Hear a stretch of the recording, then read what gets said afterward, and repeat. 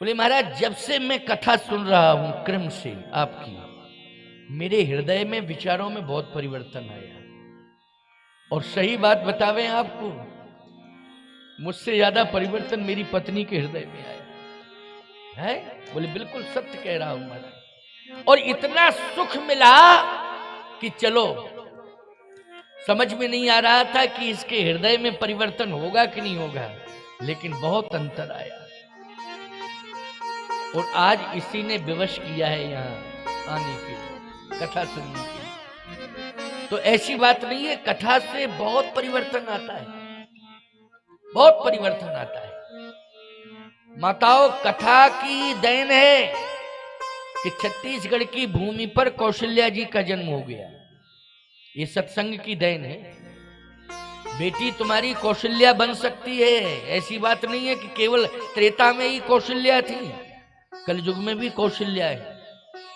लेकिन वो कौशल्या, कलयुग में कौशल्या अगर तुम्हारी बेटी को कोई बना सकता है तो केवल कथा और सत्संग ही बना सकता है, और किसी में क्षमता नहीं है, केवल सत्संग।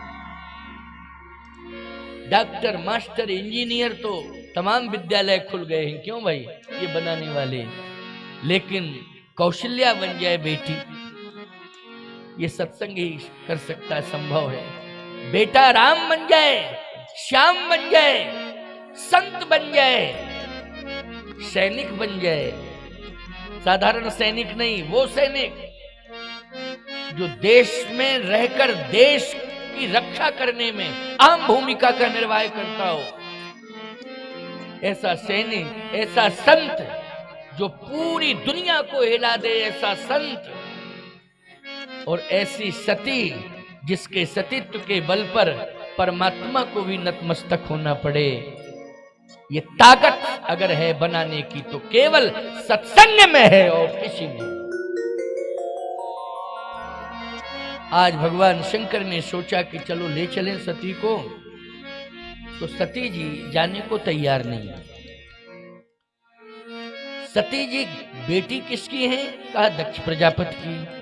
जन्म कहाँ हुआ इनका? कनखल में, हरिद्वार में कनखल एक जगह है, वहां हुआ, गंगा के किनारे हुआ। उनके पिता राजा हैं और बहुत बड़े विद्वान मानते हैं अपने को, अभिमानी भी बहुत बड़े हैं, यज्ञ भी करते हैं, देवताओं को बुलाते हैं, महात्माओं को बुलाते हैं, लेकिन अभिमान से भरा हुआ जीवन है दक्ष प्रजापति का। आपको एक बात बतावे, दक्ष प्रजापति ने यज्ञ किया, यज्ञ शत्रु बन गया। कैसे शत्रु बना? यज्ञ में ही तो मृत्यु हुई दक्ष प्रजापति की। बोलो किस में हुई मृत्यु? यज्ञ में। तो जब यज्ञ में मृत्यु हुई तो यज्ञ क्या बना? शत्रु बना। अच्छा, सती की मृत्यु कहां हुई? यज्ञ में हुई, तो यज्ञ क्या बन गया? शत्रु बन गया। यज्ञ क्या शत्रु भी बनता है? यज्ञ से बड़ा कोई मित्र नहीं है, वो यज्ञ से बड़ा कोई शत्रु नहीं है। यज्ञ की विधि बिगड़ जाए तो यज्ञ शत्रु बन जाता है, और यज्ञ में अगर विधि बन जाए तो यज्ञ मित्र बन जाता है। सरजू के तट पर दशरथ ने यज्ञ किया तो यज्ञ मित्र बन गया। बोलो बन गया कि नहीं? इतना बड़ा मित्र बना यज्ञ कि परमात्मा को पुत्र के रूप में दे दिया, यज्ञ ने दिया। वो परमात्मा को किस रूप में दिया? पुत्र के रूप में दिया। किसने दिया था? यज्ञ ने। यज्ञ मित्र बन गया। दक्ष के लिए यज्ञ शत्रु है और दशरथ के लिए यज्ञ मित्र है। दक्ष की बेटी सती, दशरथ की बेटी शांता, शांता नाम था दशरथ जी की बेटी। राम जी की बड़ी बहन का नाम था शांता। 4 भाइयों में एक ही बहन थी, शांता। आप कहो महाराज शांता जी बहन थी तो कथाएं कम सुनने को मिलती है शांता की, अयोध्या में चर्चा भी कम होती है। बेटी हुई शांता, लेकिन अंग देश के राजा रोमपाद जी ने मांग लिया था, गोद ले लिया था। उनके यहाँ बेटी नहीं थी तो उन्होंने गोद ले लिया था कि मैं कन्यादान करूंगा, विवाह करूंगा, बिना कन्यादान के जीवन अधूरा माना जाएगा। इसलिए शांता को गोद ले लिया था। सुमित्रा जी के माध्यम से शांता का प्रादुर्भाव हुआ था। कौशल्या नहीं, केकई नहीं, किसके? सुमित्रा। सुमित्रा जी शांता का, राम जी की बड़ी बहन है शांता। तो कल्पना करना, यहां दशरथ जी को बेटी के रूप में शांता मिली और दक्ष को बेटी के रूप में सती मिली। दक्ष ने विवाह भगवान शंकर के साथ किया अपनी बेटी का, और राजा दशरथ ने रोमपाद जी को अपनी बेटी दे दी। तो रोमपाद जी ने शांता का विवाह श्रृंगी ऋषि के साथ किया। ये श्रृंगी ऋषि का स्थान आपके छत्तीसगढ़ में ही है, शायद जिला धमतरी पड़ता है। कहां पर है? यहीं पास में ही है श्रृंगी ऋषि। तो श्रृंगी ऋषि बहुत बड़े महात्मा हुए, इतने बड़े तपस्वी हुए हैं श्रृंगी ऋषि, उनको परमहंस कहा जाता है। अब दक्ष से भूल कहां हुई, और दशरथ जी महाराज ने भूल का सुधार कर लिया, और दक्ष से बहुत बड़ी भूल हो गई। क्या? दक्ष ने सबको बुलाया यज्ञ में, लेकिन दामाद को नहीं बुलाया, और दशरथ जी ने सबको बुलाया, लेकिन महत्व दामाद को सबसे ज्यादा दिया, श्रृंगी ऋषि को। प्रमाण क्या है? बोले दक्ष प्रजापति ने जब यज्ञ किया तो देवताओं को बुलाया, संतों को बुलाया, लेकिन शंकर जी को नहीं बुलाया। शंकर जी क्या है? शंकर जी दामाद हैं, शंकर जी को नहीं बुलाया। अब विचारवान श्रोताओं विचार करो, क्यों नहीं बुलाया? क्यों? संशय है। किस बात का संशय है? दक्ष को यह संशय है कि शंकर जी अगर कहीं आ गए तो सम्मान शंकर का होगा, मेरा सम्मान कोई करेगा नहीं। इसका मतलब है सम्मान पाने की इच्छा, दूसरे को सम्मान देने की इच्छा नहीं है, स्वयं सम्मान पाने की इच्छा है।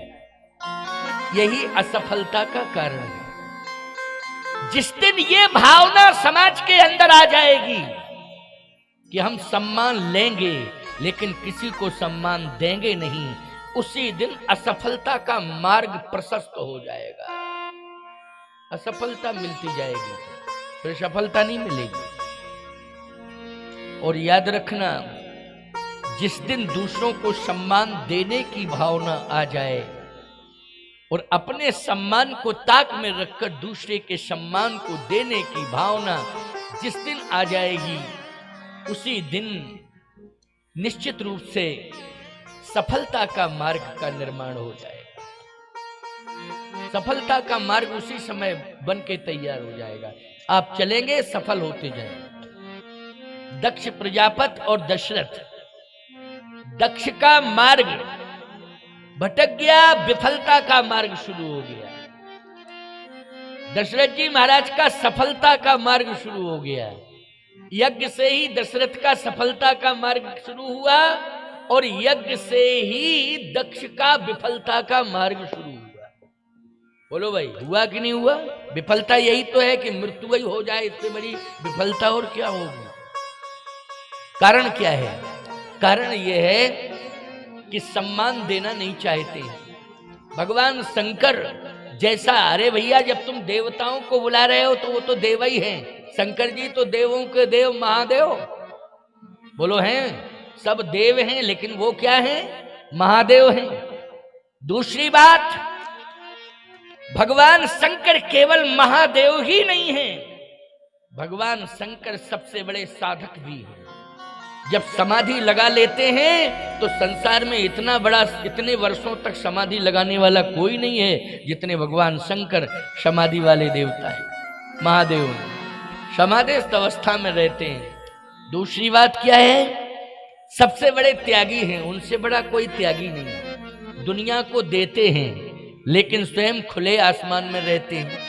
बोलो, दुनिया को छाया देते हैं लेकिन स्वयं खुले आसमान में रहते हैं। अच्छा, आप बड़े से बड़ा मंदिर भी बनवा दो, लेकिन ईमानदारी की बात यह है कि रात्रि को 12 बजे भी प्रवेश हो सकता है शंकर जी के, और देवताओं के मंदिर में वर्जित है, लेकिन शंकर जी के मंदिर में रात्रि को 12 बजे भी चले जाओ, कोई दिक्कत नहीं। जबरदस्ती तुम फाटक बंद कर दो, ये अलग बात है। एक बार हमने एक जगह कहा, शंकर जी के फाटक बंद क्यों करते हो तुम? बोले महाराज आपको पता नहीं है, 1.5 कुंटल चांदी की जलहरी बनी हुई है, इसलिए शंकर जी के कारण नहीं करते, चांदी के कारण करते, कोई चांदी निकाल के ना ले जाओ। समझ रहे हो कि नहीं? तो सीधी सी बात यह है, ये सोना चांदी की व्यवस्था जब अंदर हो जाती है तो उसकी सुरक्षा के लिए भले ही भगवान शंकर के मंदिर में ताला लगा दो तुम, ये अलग बात है, लेकिन सही बात तो यही है कि कोई भी जा सकता है, कितने ही बजे रात्रि को जा सकता है, 24 घंटे उनका दरबार खुला है। ऐसा देवता, ऐसा दानी, ऐसा औघड़ दानी, लेकिन दामाद के रूप में मिला दक्ष प्रजापति को, तो दक्ष प्रजापति ने अपमान किया, सबको बुलाया लेकिन दामाद को नहीं बुलाया, शंकर जी को नहीं बुलाया। और याद रखना, महाराज दशरथ ने जब यज्ञ कराया तो गुरुदेव से कहा, हे गुरुदेव आपसे बड़ा विद्वान कोई दुनिया में नहीं है, वशिष्ठ जी से बड़ा विद्वान कोई दुनिया में नहीं है, कृपा करके आप यज्ञ को सफल कराइए। तो वशिष्ठ जी ने कहा पहले दामाद को बुलाओ। किसको बुलाओ? दामाद को। तो श्रृंगी ऋषि,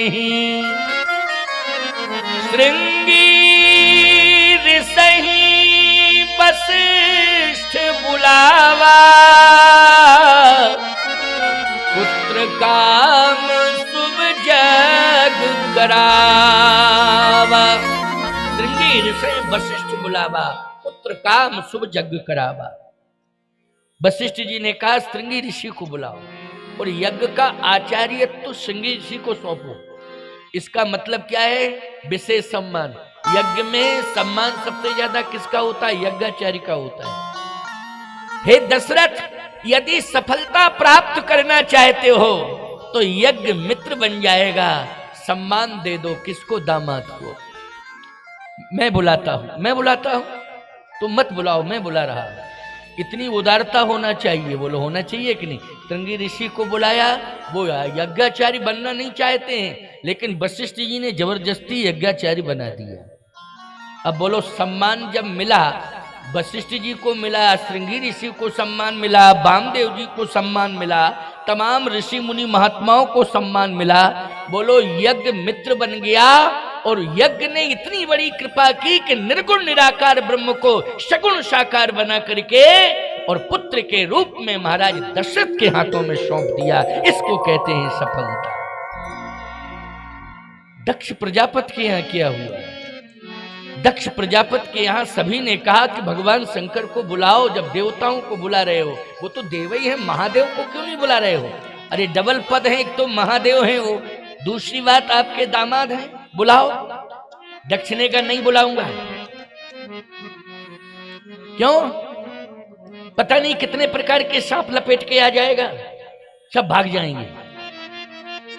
सर्प लपेटे रहते हैं ना शरीर में, इतने सर्प लपेटे रहते हैं, आ जाएगा, सारे लोग भाग जाएंगे। क्यों भैया? जब दामाद बनाया था तब सर्प नहीं थे क्या? तब सोना लपटा था।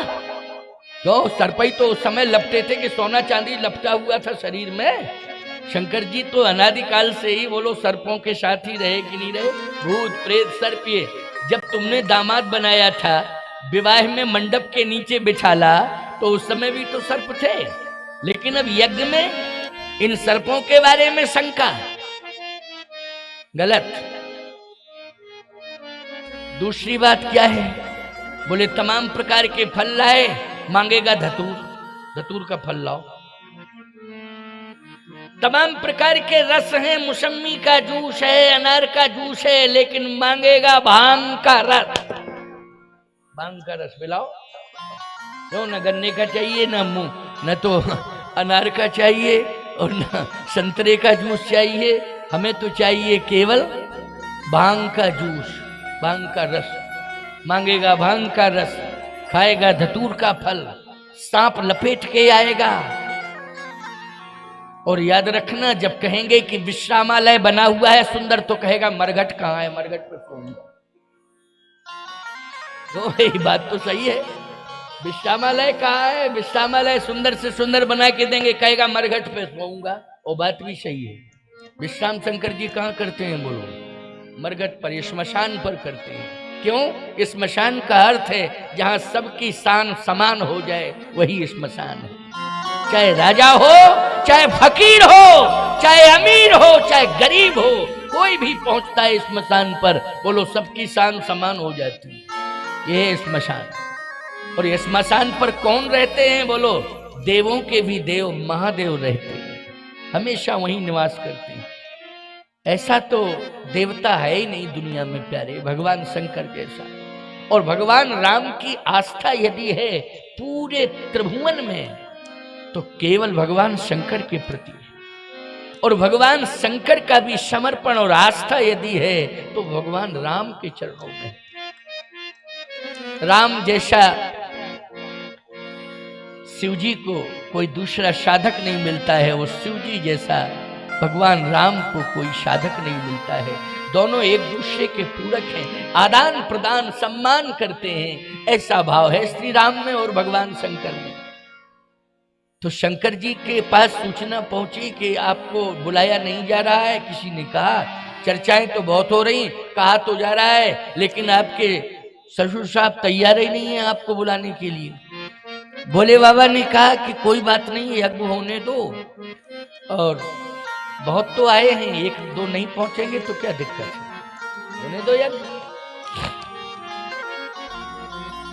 यज्ञ की तैयारियां हो गई।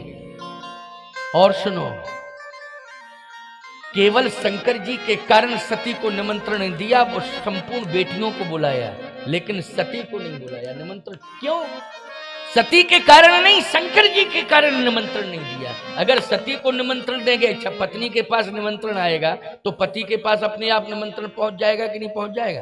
कि अलग अलग निमंत्रण भेजते हो, ये पत्नी का, ये पति का, ये पुत्र का। अरे भाई एक निमंत्रण पहुंच गया पर्याप्त है। और अब आजकल तो सिस्टम में दोनों ही नाम लिख दिए जाते हैं एक ही पत्र में है। अच्छा छपने भी लगे हैं प्रिंट में, तो सपत्नीक नाम छपते हैं प्रिंट पर। अगर कोई कार्यक्रम है तो सपत्नीक नाम छपते हैं। अब ये 1-2 दशक से चल गई परंपरा, पहले नहीं, पत्नी का नाम नहीं डलता था। अब तो बिना पत्नी के कोई पत्र छपता ही नहीं, सीधी सी बात है ना। पत्नी का नाम जरूर डलेगा, डलना चाहिए, कोई बात नहीं, अच्छी बात है, हमें क्या परेशानी है इसमें? क्यों भाई, हमको तो कोई परेशानी नहीं है। लेकिन बता रहा हूं पहले ये था, अब सिस्टम बदल गया, चलो परिवर्तन हो गया, कोई बात नहीं, परिवर्तन हो गया। परिवर्तन इसको नहीं कहते हैं, विचारों में परिवर्तन हो, हृदय परिवर्तन हो, तब तो परिवर्तन है। आज ये जो समागम हो रहा है, संत समागम, सत्संग हो रहा है, राम कथा हो रही है, हृदय परिवर्तन करने के लिए, अबाल वृद्ध नर नारियों में, संपूर्ण समाज में परिवर्तन हो। और ऐसा परिवर्तन, इसमें कोई भेदभाव वाली बात नहीं है। सुर सरिसम सब करे तो ही, जैसे गंगा में कोई भी स्नान करेगा, चाहे जिस जाति धर्म का व्यक्ति क्यों ना हो, चाहे रोगी बीमार क्यों ना हो, चाहे कितना उपेक्षित क्यों ना हो, लेकिन गंगा में अगर स्नान कोई करता है तो बोलो गंगा जी समान रूप से फल देती हैं कि नहीं देती हैं? वैसे ही ये कथा है। इस कथा में कोई भी आ जाए, किसी भी समाज का प्राणी आ जाए, सुर सरिसम सब कर हित होई, गंगा के समान सबका हित करने वाली ये कथा है। इसमें कहीं कोई भेदभाव वाली बात है ही नहीं, सबका कल्याण करती है कथा। आज भगवान शंकर ने कहा कि कोई बात नहीं, यज्ञ होने दो, हो रहा है, अच्छी बात है। निमंत्रण नहीं आया, नहीं आया तो नहीं आया, कोई बात नहीं। भगवान शंकर ने कहा सती, तुम्हारा पिता यज्ञ कर रहा है, फलानी फलानी तारीख में है, निमंत्रण तो नहीं आया। सती बोली आएगा आएगा। अरे आता तो आ जाता, बहुत लोगों के पास पहुंच गया। अरे बोले देने वाले की गलती है ये, पिताजी ने तो किसी को दिया है, निमंत्रण भेजा है, लेकिन वो देने वाले ने अभी दिया नहीं है, आएगा जरूर। देखो एक बात आपको बता दें, मायके की बात अगर ससुराल में होने लगे और कहीं थोड़ा डिस्टर्ब हो रहा है, ससुराल पक्ष तो संभालती है कि नहीं संभालती है मायके की बात को? बोलो अरे तुम जानते ही नहीं हो, वो तो दिया है, भेजा है, लेकिन वो देने वाले ने गड़बड़ कर दिया, वो लेके नहीं आया। आएगा जरूर, आएगा, ऐसी बात है ही नहीं कि नहीं आएगा, आएगा आएगा आएगा। चलो कोई बात नहीं है, बात को संभाल लिया। भगवान शंकर समझ रहे हैं कि मेरे पास निमंत्रण आएगा ही नहीं, और सही बात है। क्या करना चाहिए? कहीं सती ऐसा न करे कि निमंत्रण अगर नहीं आ रहा है तो इतना क्रोध में आ जाएगी, इतना क्रोध में आ जाएगी कि पता नहीं क्या कर बैठे। इसके पहले इसके विवेक को जागृत करा दूं, किसके माध्यम से? सत्संग के माध्यम से। इसलिए ले चलूं, इसको सत्संग सुना दूं, तो निमंत्रण आए चाहे ना आए, सत्संग कर सुनने वाला व्यक्ति मान अपमान से परे हो जाता है। बोलो हो जाता है कि नहीं? मान सम्मान से परे है।